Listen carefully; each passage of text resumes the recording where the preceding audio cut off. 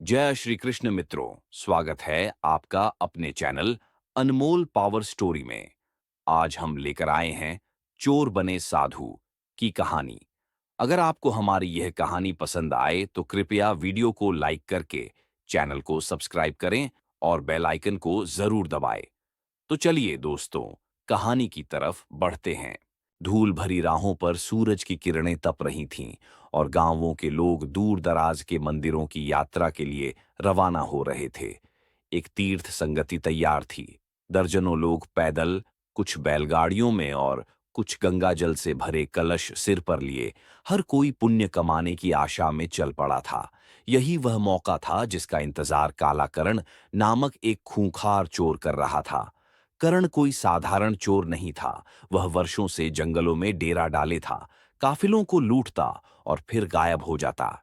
Police के हाथ उससे दूर थे, लेकिन अब उसने एक नई तरकीब निकाली, साधु बनकर चोरी करना।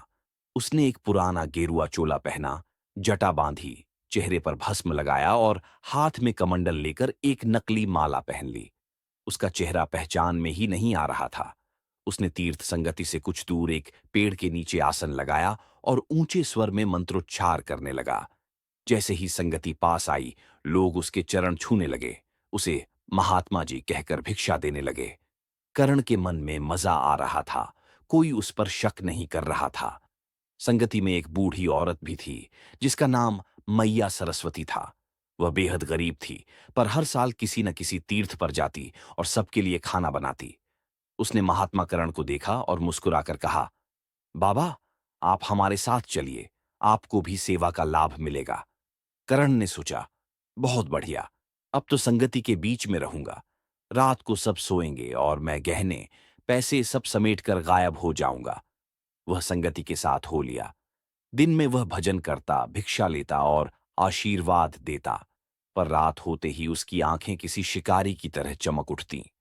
वह हर किसी का सामान गौर से देखता, किसने क्या पहना है, किसका थैला कहाँ रखा है। उसकी चालाकी चालू थी। एक रात जब संगति नदी किनारे ठहरी, सब लोग भोजन कर विश्राम करने लगे। करण चुपचाप उठा और सबसे पहले उस बूढ़ी मैया सरस्वती के पास गया, जिसने उसे सबसे पहले आमंत्रित किया था। उसके पास कुछ नहीं था, बस एक छोटा पोटली जिसमें कुछ सूखी रोटियां, तुलसी की माला और कुछ सिक्के थे। करण को अजीब सा महसूस हुआ। फिर वह बच्चों वाले परिवारों की ओर गया, जहां सोने के कड़े और चांदी की चेनें थीं। उसने धीरे धीरे 3 थैलों से कीमती सामान निकाला और उन्हें अपने कमंडल में छुपा लिया।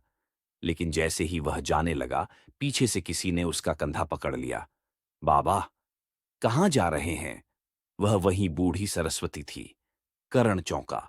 उसकी आंखें डर से चौंधिया गईं। तुम्हारी आंखें साधु की नहीं हैं, सरस्वती ने कहा। ये पाप की लपटों से भरी है। करण झुंझलाया, पर सरस्वती डरने वाली नहीं थी। तभी संगति के कुछ पुरुष भी जाग गए। करण समझ गया कि अब भागने का वक्त है। वह जंगल की ओर दौड़ा, लेकिन जैसे ही उसने दौड़ लगाई, एक कांटे भरी झाड़ी में उसका पैर फंस गया और वह गिर पड़ा। थैलों से गहने बिखर गए। लोगों ने उसे घेर लिया। उसने खुद को छुड़ाने की कोशिश की, पर अब कोई भेष काम नहीं आया। लोगों ने उसे पकड़कर उसी नदी के किनारे बांध दिया। लेकिन कहानी यहीं खत्म नहीं होती। सरस्वती ने सबको शांत किया और बोली, मारो मत। यह साधु नहीं, पर अभी जीवित है। इसका अंत करने से पहले इसे मौका दिया जाना चाहिए। सच्चा पश्चाताप। लोग चकित थे। चोर को मौका? इसे हमारे साथ ही तीर्थ यात्रा पर ले चलो। यह हर दिन सेवा करेगा, बिना भिक्षा, बिना मान। करण को पहली बार किसी ने सजा देने की जगह सुधारने की बात की थी। अंदर एक हलचल हुई। उसे मजबूरी में उनके साथ रहना पड़ा। खाना पकाना, गधे धोना, बूढ़ों की सेवा करना। शुरू में वह कुढ़ता रहा, लेकिन जैसे जैसे दिन बीतते गए, उसे लोगों की सादगी और सरस्वती की करुणा ने झकझोर दिया। एक दिन किसी ने गंगा तट पर उसे फिर बाबा कहकर प्रणाम किया, तो उसकी आंखों में आंसू आ गए। उसने अपने कमंडल से वो सारे चुराए हुए गहने निकाले और सबके सामने रख दिए। मैं चोर था, उसने कहा, पर तुम लोगों ने मुझे इंसान बनाया। मुझे माफ कर दो। लोग चुप थे। सरस्वती मुस्कुराई। अब तू चोर नहीं, तू तपस्वी बन रहा है। उस दिन से करण का नाम करुणानंद रखा गया। वह वर्षों तक साधु नहीं, सेवक बनकर तीर्थ यात्राओं में लोगों की सेवा करता रहा, और कोई भी यह विश्वास नहीं कर पाता कि यह वही चोर है जिसने एक बार भेष बदलकर उनकी आस्था को लूटने की कोशिश की थी और अंततः खुद ही बदल गया। करुणानंद अब पूरी तरह तीर्थ संगति का अंग बन चुका था। वह दिन रात लोगों की सेवा करता, बिना किसी लालच, बिना किसी दिखावे के। धीरे धीरे उसके भीतर एक नई रोशनी जगने लगी थी। भजन गाते हुए उसकी आंखें नम हो जातीं, और जब कोई भूखा या थका हुआ यात्री उसके हाथ से खाना खाता तो उसका हृदय तृप्त होता, जैसे पहली बार किसी ने उसे जीना सिखाया हो। पर असली परीक्षा अभी बाकी थी। संगति अब हिमालय की ओर बढ़ चली थी। वहां एक प्रसिद्ध धाम था, शांतिशिला आश्रम। कहा जाता था कि वहां तपस्वियों की असली अग्नि परीक्षा होती है, न केवल प्रकृति की कठोरता से, बल्कि मोह माया की अग्नि से भी। आश्रम पहुंचने से पहले एक बड़ा नगर आया। उस राज्य का नाम था रुद्रगढ़। वहां के राजा महीपति सिंह एक विलक्षण व्यक्ति थे। वर्षों से उनकी एकमात्र चिंता थी कि कोई सच्चा संत उनकी बेटी का स्वामी बने, जो राजकुमारी को सांसारिक जीवन से ऊपर उठा सके। राजकुमारी कणकौती अपूर्व सुंदर थी, पर उससे भी अधिक उसमें वैराग्य की चाह थी। वह वर्षों से संतों के संग रहकर ज्ञान और साधना में रुचि रखती थी। पिता की इच्छा थी कि वह एक ऐसे जीवन साथी को पाए जो उसे राजमहल से उठाकर तपोवन का पथ दिखा सके। राजा ने एक घोषणा करवाई, जो भी सच्चा संत हमारी राजकुमारी को सांसारिक सुखों से दूर रख सके और हमारे आधे राज्य को त्याग कर जंगल में उसका पथ प्रदर्शन करे, वही उसका योग्य पति होगा। समाचार पूरे क्षेत्र में फैल गया। हजारों साधु, सन्यासी, योगी, भिक्षु रुद्रगढ़ में एकत्र हुए। सबके भीतर कहीं न कहीं एक संशय था, क्या कोई सच्चा संत इस सौंदर्य और राज्य के लोभ से बच पाएगा? करुणानंद भी संगति के साथ वहीं पहुंचा। उसके भीतर पहले से ही संघर्ष चल रहा था। क्या वह अब सच्चा संत था या केवल अपने पुराने पापों से भाग रहा था? राजमहल में एक परीक्षा रखी गई। सबसे पहले आए एक प्रसिद्ध तपस्वी। उन्होंने राजकुमारी को देखकर पहले तो नजरें झुका लीं, पर जब राजा ने महलों, सेना और अधिकार की बात की, उनके नेत्रों में हल्की चमक आ गई। कनकौती ने सिर हिलाकर मना कर दिया। आपकी दृष्टि डगमगा गई। एक के बाद एक संत आते गए। कोई कनकौती की सुंदरता से मोहित हुआ, कोई राज्य के वैभव से, और कोई उस सम्मान से जो उन्हें राज दरबार में मिल सकता था। हर किसी की कोई न कोई कमजोरी सामने आ जाती। फिर करुणानंद की बारी आई। वह सामने खड़ा था, एक सादा लंगोट, कांपता हुआ शरीर, आंखों में पश्चाताप और लज्जा। न तो उसके पास कोई शिष्य था, न कोई परिचय। बस उसके हाथ में वह पुराना कमंडल था जिसमें उसने कभी चोरी का सामान छुपाया था। राजा ने पूछा, तुम कौन हो? एक भूतपूर्व चोर, करुणानंद ने स्पष्ट कहा। दरबार में सन्नाटा छा गया। फिर यहां क्यों आए हो? स्वयं को परखने, उसने कहा। मैं साधु नहीं हूं, पर शायद अब वह बनने लायक हुआ हूं। राजा ने कनकवती से पूछा, क्या तुम इस व्यक्ति को अपना पथ प्रदर्शक मान सकती हो? कनकवती ने करुणानंद की ओर देखा। न उसकी आंखों में कोई लालच था, न हसरत। बस एक मौन था जो चिल्ला रहा था कि यह पुरुष बहुत कुछ छोड़ चुका है और अब केवल सेवा में रम गया है। वह मुस्कुराई और कहा, यदि इसने चोरी छोड़ दी तो यह अब संसार को देने की राह पर है। मैं इस जीवन को चुन सकती हूं, पर शर्त एक है। सबने देखा। राज्य नहीं चाहिए, मुझे तप चाहिए। आप मुझे अपने साथ लेकर उस तीर्थ तक चलिए जहां लोग खुद को खोकर खुद को पा जाते हैं। राजा स्तब्ध था। कनकौती का निर्णय अंतिम था, पर करुणानंद पीछे हट गया। मैं उस मार्ग का पात्र नहीं, राजकुमारी, वह बोला। मैं अभी भी तपस्वी बनने की राह पर हूं। जब तक मेरे भीतर से हर पाप, हर इच्छा, हर भय नहीं मिटता, मैं किसी और को जीवन नहीं दे सकता। मैं तुमसे नहीं, खुद से विवाह करना चाहता हूं, अपने भीतर की अग्नि से। राजकुमारी ने नमन किया। तब मैं तुम्हारी सेवा में रहूंगी जब तक तुम स्वयं को पा न लो। और वह उसके साथ तीर्थ यात्रा पर चल दी। संगति आगे बढ़ी, लेकिन अब करुणानंद अकेला नहीं था। अब उसके साथ कोई ऐसी आत्मा थी जो जानती थी कि सच्ची परीक्षा धन या सौंदर्य की नहीं, बल्कि आत्मा की होती है। हिमालय की वादियों में तीर्थ संगति धीरे धीरे आगे बढ़ रही थी। दिन रात की यात्राओं, कठिन चढ़ाइयों और कठोर मौसम के बीच करुणानंद अधिकतर चुप ही रहता। वह अब भी अपने कमंडल के पास बैठा रहता, आंखें बंद किए, मुद्रा ध्यान की। पर ध्यान नहीं, भीतर का द्वंद्व उसकी सांसों में धड़कता था। कभी कभी जब आंखें खोलता तो सामने कुछ अजीब दृश्य देखता। एक बूढ़ा सन्यासी जिसके पांव फटे थे, पर जो किसी बीमार यात्री के पैर दबा रहा था। एक युवा साध्वी जो खुद भूखी थी, पर अपनी रोटियां एक लाचार स्त्री को दे रही थी। और एक नंगे पैर तपस्वी जिसने एक ठंड से कांपते बच्चे को अपनी जटा खोलकर ओढ़ा दी थी। ये लोग कुछ नहीं बोलते थे, कोई प्रवचन नहीं, कोई दिखावा नहीं, बस कर्म, मौन और तप। और यही मौन करुणानंद के भीतर हलचल मचा देता। एक रात जब सब लोग सो रहे थे, करुणानंद अपनी चटाई से उठा और गंगा किनारे जाकर बैठ गया। नदी बह रही थी, शांत मगर तीव्र। वह सोचने लगा, मैंने कितनों को लूटा, कितनों को डराया, धोखा दिया, और अब इन लोगों के बीच बैठा हूं।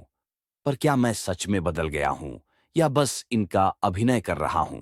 तभी उसने देखा, एक संत नदी में खड़ा था, ठंडी जलधारा में, चुपचाप, बिना किसी ध्यान की मुद्रा में, बस अपनी सांसें नियंत्रित करते हुए। वह घंटों वहीं खड़ा रहा। न कोई देख रहा था, न कोई प्रशंसा कर रहा था। करुणानंद के मस्तिष्क में जैसे बिजली सी कौंध गई। ये लोग किसी को दिखाने के लिए कुछ नहीं कर रहे, न राज्य के लिए, न स्वर्ग के लिए, न मान सम्मान के लिए। ये तो ऐसे तप कर रहे हैं जैसे ये सांस लेना हो, स्वाभाविक, मौन और सच्चा। उस रात वह फिर नहीं सोया। सुबह पहली बार उसने बिना कहे सेवा शुरू की। एक बीमार यात्री की पीठ दबाई, किसी की गठरी उठाकर चढ़ाई में चुपचाप आगे पहुंचाई, और खुद भूखा रहकर पानी भरकर सबको पिलाया। किसी ने उसे टोका नहीं, किसी ने उसे साधु कहकर नहीं पुकारा, पर उसके भीतर कुछ टूटने लगा था। अब उसका ध्यान दिखावे के लिए नहीं होता। उसकी आंखें स्वतः बंद हो जाती थीं जब कोई दुखी दिखता, और खुलती जब सेवा की पुकार सुनाई देती। राजकुमारी कनकौती दूर से सब देख रही थी। उसने न कभी कुछ कहा, न किसी से चर्चा की। पर एक रात उसने गीली मिट्टी से एक छोटा सा दीपक बनाया और चुपचाप करुणानंद के पास जाकर रखा। दीपक जल रहा था, पर उसने उसमें तेल नहीं डाला था। फिर भी लौ टिमटिमा रही थी। करुणानंद ने देखा और पूछा नहीं, बस समझ गया। वह लौ उसी तरह जल रही थी जैसे उसका मन अब जलने लगा था, बिना ईंधन के, केवल अंतरात्मा की शुद्धता से। उस दिन के बाद वह अब करुणानंद नहीं रहा। नाम वही था, पर अब उसमें करुणा सच में बसने लगी थी। और यह बदलाव हुआ बगैर बोले। हिमालय की ऊंचाई पर चढ़ते हुए जब संगति मौन धाम पहुंची, एक ऐसा तपस्थल जहां बोलना वर्जित था, वहां करुणानंद को पहली बार असली संतों की संगति में रहने का अवसर मिला। इन साधकों ने वर्षों से न कोई भूख की चिंता की थी, न ठंड, न गर्मी। वे मौन थे, फिर भी उनके चेहरे बोलते थे। उनकी आंखों में स्थिरता थी, भावों में तेज। इन्हीं में से एक संत थे, आशी अखंड प्रभा। एक दिन शांत वातावरण में जब सभी साधक ध्यान में थे, तभी रुद्रगढ़ के राजा महीपति सिंह हाथी दल और सैनिकों के साथ आश्रम पहुंचे। उनका चेहरा चमक रहा था, पर भीतर एक तीव्र बेचैनी थी। उन्होंने महात्मा अखंड प्रभा के चरणों में सिर झुकाया और कहा, महाराज, अब तक मैंने कई संतों की परीक्षा ली, पर आप जैसे तेजस्वी आत्मा मैंने न देखी। मैं अपने पूरे राज्य का 75% भाग, अपनी कन्या कनकौती का विवाह और संपूर्ण राजमहल आपके चरणों में अर्पण करने को तैयार हूं। कृपया स्वीकार करें। सारा आश्रम स्तब्ध था। इतना बड़ा प्रस्ताव किसी को भी विचलित कर सकता था, पर आशी अखंड प्रभा ने कोई उत्तर नहीं दिया। उन्होंने आंखें खोलीं, राजा को देखा, और फिर एक छोटा सा तिनका उठाकर उसकी ओर बढ़ाया। राजन, उन्होंने धीमे स्वर में कहा, यदि तू यह तिनका अपने राज्य से अधिक मूल्यवान मान सकता है, तभी मैं तेरा प्रस्ताव स्वीकार करूंगा। राजा कुछ समझ नहीं पाया। ये तिनका? हाँ, ऋषि बोले, क्योंकि यह तिनका मिट्टी से जुड़ा है, अपने मूल से। और तेरा राज्य, वह स्वर्ण से बना है, पर आत्मा से दूर। मैं तिनका नहीं त्याग सकता, पर राज्य मुझे एक पल भी बांध सकता है। राजा मौन हो गया। उसकी आंखों से धीरे धीरे पानी बहने लगा, और उसने सब कुछ वहीं त्याग दिया। वह वहीं बैठ गया, एक सामान्य याचक की भांति। यह दृश्य देख करुणानंद को ऐसा झटका लगा जो उसके भीतर की अंतिम परत भी चीर गया। ये क्या हो रहा है, उसने सोचा। राजा, जो एक शब्द पर जीवन छीन सकता है, वह यहां एक तिनके के सामने झुक रहा है। और ये साधु, इसने 75% राज्य क्या, एक कन्या का साथ भी बिना झिझक त्याग दिया। वह कांपने लगा। कभी मैंने एक पोटली सोने के लिए एक बूढ़ी औरत को धोखा दिया, और आज मैं देख रहा हूं कि लोग आधे नहीं, पूरे राज्य को ठुकरा देते हैं, केवल आत्मा की स्वतंत्रता के लिए। उसके भीतर एक क्रांति हुई, जैसे किसी ने लोभ की जड़ को पकड़कर जड़ से उखाड़ दिया हो। रात में वह अकेले बैठा रहा, और पहली बार वह रोया, बिना किसी दिखावे, बिना किसी छवि की चिंता किए। उसे एहसास हुआ, मैंने दुनिया को लूटकर खुद को ही खो दिया था, पर इन संतों ने खुद को लुटाकर अपने अंदर पूरा ब्रह्मांड पा लिया है। यहां उसे 100% ज्ञान मिला, वह ज्ञान जो किताबों में नहीं, प्रवचनों में नहीं, बल्कि त्याग और मौन में मिलता है। उस रात करुणानंद ने गेरुआ वस्त्र उतार दिए। अब वह केवल एक व्यक्ति था, नाम से नहीं, कर्म से। ऊंचे पर्वतों की गोद में बसा मौन धाम अब करुणानंद के लिए साधारण तपस्थल नहीं, बल्कि उसके भीतर का दर्पण बन चुका था। वह दिन भर संतों के साथ भोजन बनाता, साफ सफाई करता, औषधियां लाता, और रात होते ही चुपचाप उस चट्टान के पास जा बैठता जहां से घाटी का दृश्य दिखाई देता।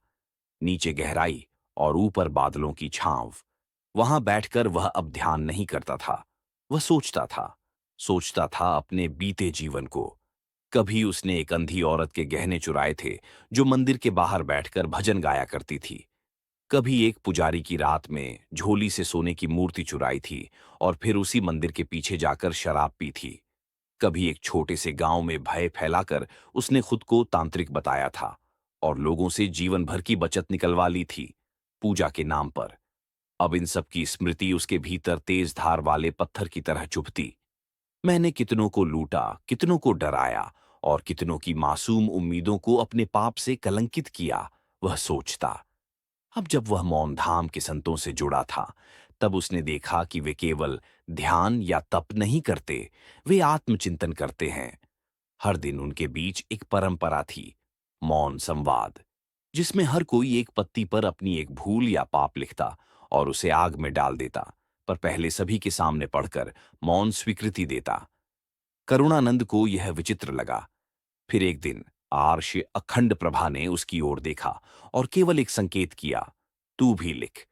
उसने कांपते हाथों से एक पत्ती ली और पहली बार बिना किसी डर के लिखा, मैंने एक बच्चे से उसकी मृत मां के गहने चुराए थे और कहा था कि ये पिशाच ले गया। वह पत्ती सबसे सामने पड़ी गई और कोई कुछ नहीं बोला। बस सभी ने मौन नमन किया। हम तेरा पाप सुन चुके, अब तू स्वयं से मुक्त हो। लेकिन करुणानंद मुक्त नहीं हो पाया। उसके भीतर जैसे किसी ने बांध तोड़ दिया हो। अब वह हर दिन एक नई पत्ती लिखता। मैंने गरीब की गाय बेच दी थी। मैंने झूठे आश्रम का नाम लेकर व्यापार किया था। मैंने अनगिनत मासूमों का भरोसा तोड़ा। और हर बार जब वह पत्ती अग्नि को समर्पित करता, उसकी आंखों से आंसू बहते, भारी, गर्म, मगर शुद्ध करने वाले।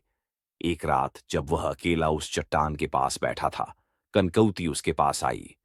अब कितना लिखोगे? उसने पूछा। करुणानंद ने सिर झुकाया। जब तक मेरी आत्मा एकदम सफेद न हो जाए। कनकौती मुस्कुराई। पत्तियां खत्म हो सकती हैं, पर सत्य तब शुरू होता है जब पापों को दोहराना बंद हो जाए। वह मौन रह गया। अब वह साधु समाज का केवल सेवक नहीं, उनका शिष्य बन चुका था। सीखता था हर स्वर, हर मौन इशारे से। और जब कोई नया यात्री मौनधाम आता, तो करुणानंद ही उसे पहले जल पिलाता, रास्ता दिखाता, और फिर चुपचाप उस अग्निकुंड के पास ले जाता, जहां उसके अपने बीते पापों का बोझ अग्नि में बदल चुका था। मौनधाम की शांति अब करुणानंद के हृदय में उतर चुकी थी, पर आत्मा अभी भी पूर्ण रूप से हल्की नहीं थी। हर दिन वह सेवा करता, हर रात बीते पलों का हिसाब करता। फिर एक दिन जब वह गुफा की दीवारों पर सिंदूरी रोशनी देख रहा था, जैसे कि सूर्य की किरणें उसे भीतर तक झांक रही हों, वह अचानक खड़ा हुआ। उसके हाव भाव बदल चुके थे, आंखें भीग चुकी थीं, पर स्वर दृढ़ था। वह सीधा, आशी अखंड प्रभा के पास गया, जो गंगा किनारे पत्थर पर मौन साधना में लीन थे।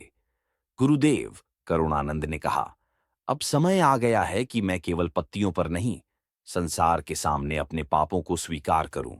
ऋषि ने केवल आंखें खोलीं और सिर झुकाया। मौन सहमति थी। अगले दिन मौन धाम में विशेष संगति आयोजित हुई। पहली बार सभी संतों और तीर्थ यात्रियों को एकत्र बुलाया गया। यहां तक कि रुद्रगढ़ के राजा महीपति सिंह और राजकुमारी कणकवती भी आमंत्रित किए गए। सैकड़ों लोग उस खुले चबूतरे पर जमा थे, जहां गंगा की लहरें एक धीमी धुन में बह रही थीं। करुणानंद बीच में खड़ा हुआ। गेरुआ चोला नहीं पहना, बस सफेद वस्त्र में, जैसे एक नवजात आत्मा। उसने धीमे स्वर में बोलना शुरू किया। मैं करुणानंद नहीं था। मेरा असली नाम था कालाकरण। एक डाकू, एक लुटेरा, एक पापी। मैंने गरीबों को लूटा, मंदिरों को अपवित्र किया, मासूमों का विश्वास तोड़ा और साधु का भेष पहनकर आस्था का मजाक बनाया। जनता में सन्नाटा था। कई के चेहरे अविश्वास में, कई की आंखों में दया। मैंने इस वेश का उपयोग अपने लाभ के लिए किया। लेकिन जब मैं इन सच्चे संतों के बीच आया, मैंने मौन में वह चीखें सुनी जो मेरे भीतर थीं। मैंने उनके त्याग में वह शांति देखी जो मैंने कभी कल्पना भी नहीं की थी। वह कुछ देर रुका। आज मैं केवल माफी नहीं मांगता, मैं आत्मसमर्पण करता हूं। राजा महीपति सिंह, यदि मेरी सजा मौत भी हो तो मैं स्वीकार करता हूं। अगर मेरी सेवा से कोई प्रायश्चित हो सकता है तो मैं जीवन भर यहीं रहकर दूसरों की पीड़ा का भार उठाऊंगा। राजा कुछ क्षण चुप रहा, फिर बोला, जिसने अपने पाप को पहचाना वह खुद ही सबसे बड़ी सजा दे चुका है। समाज तुझे दंड नहीं देगा, पर सेवा की शपथ से बंधे रहना ही तेरा व्रत होगा। तभी करुणानंद ने एक और बात कही जो सबको चौंका गई। मेरे कुछ पुराने साथी अब भी पर्वतीय गांवों में लोगों को लूट रहे हैं। मैंने उन्हें साधु बनाने का झूठा रास्ता दिखाया था। अब मैं उसी मार्ग से जाऊंगा और उन्हें बुलाकर इस मौन धाम के आगे झुकाऊंगा। अगर वे ना झुकें तो मैं उन्हें यहीं अग्निकुंड के समक्ष सजा देने को तैयार हूं। ऋषियों ने मौन में सिर हिलाया। ये पश्चाताप की अग्नि अब वाणी नहीं, कर्म से पूरी होनी थी। कुछ दिनों बाद करुणानंद स्वयं जंगलों की ओर निकला। उन्हीं पुरानी गुफाओं, डेरों और छिपे स्थानों में गया जहां उसके साथी अब भी अपने अपराधों में लिप्त थे। एक एक करके उसने उन्हें समझाया, लज्जित किया और मौन धाम तक लाया। जब वे सब वहां पहुंचे, अग्निकुंड के सामने खड़े हुए, तब करुणानंद ने केवल एक वाक्य कहा, मैंने पाप किया था, पर मुझसे बड़ा अपराध वह होगा अगर मैं अब तुम्हें भी अंधेरे में छोड़ दूं। और फिर वह उनके साथ अग्निकुंड के चारों ओर घूमता रहा, जैसे उनके लिए तप कर रहा हो। उस दिन मौनधाम में किसी ने कुछ नहीं कहा, लेकिन पश्चाताप की अग्नि से उठता वह धुआं सीधा आकाश तक गया, जहां शायद कोई देख रहा था कि एक चोर साधु अब वास्तव में जन्म ले चुका है। अब करुणानंद मौन धाम में अकेले साधक नहीं था, वह एक जीवित उदाहरण बन चुका था। उसका चेहरा भले झुर्रियों से भर गया था, पर उसमें जो तेज था वह किसी तपस्वी की दीर्घ साधना का फल था। उसकी आंखें अब चुपचाप देखतीं, पर जो देखतीं भीतर तक छू जातीं। गांवों से, नगरों से, राजमहलों से लोग उसे देखने आने लगे थे। वह कोई चमत्कारी बाबा नहीं था, न कोई प्रवचनकार, पर फिर भी लोग उसकी मौन उपस्थिति से कुछ पा जाते। उसकी कथा अब नदियों की तरह बह चुकी थी। एक चोर जिसने भेष में साधु बनने का नाटक किया, पर अंततः सच में आत्मा की शुद्धि को पा लिया। अब वह कोई आश्रम नहीं चलाता था, कोई संस्था नहीं बनाता था। वह बस यात्रियों के साथ चलता था। कभी कंधा पकड़कर किसी वृद्ध को चढ़ाई पार कराता, कभी किसी रोते हुए नौजवान के पास जाकर चुपचाप बैठ जाता, और कभी भूख से बिलखते बच्चों के लिए जंगल से जड़ी बूटियां खोज लाता। राजकुमारी कनकवती अब भी उसके पास थी, पर शिष्य रूप में, एक मौन छाया की तरह। कई बार लोग पूछते, क्या तुम कभी लौट जाना चाहते हो अपने पुराने जीवन में, परिवार, धन, पहचानों की ओर? वह सिर हिला देता, फिर बस एक पंक्ति कहता, मैंने एक जन्म जी लिया था, चोरी, धोखे और अंधकार का। अब यह दूसरा जन्म है, सत्य, सेवा और आत्मा का। और यह जन्म मैं हर दिन फिर से जीता हूं। एक दिन मौन धाम के पास एक छोटा लड़का आया। गंदे कपड़े, बदन पर घाव, आंखों में डर। वह चोरी करके भागा था। गांव वालों ने उसे पीटकर भगा दिया था। करुणानंद ने उसे अपने पास बुलाया, बिना कुछ पूछे घावों पर लेप लगाया, खाना खिलाया और सिर पर हाथ रख दिया। लड़का कांपता रहा, फिर फूट फूट कर रोने लगा। करुणानंद ने धीमे स्वर में कहा, तेरा बीता जीवन तुझे परिभाषित नहीं करता। जो तू अब से करेगा वही तेरा सत्य बनेगा। ये वही वाक्य था जो कभी उसने खुद से कहा था, उस रात गंगा किनारे बैठकर।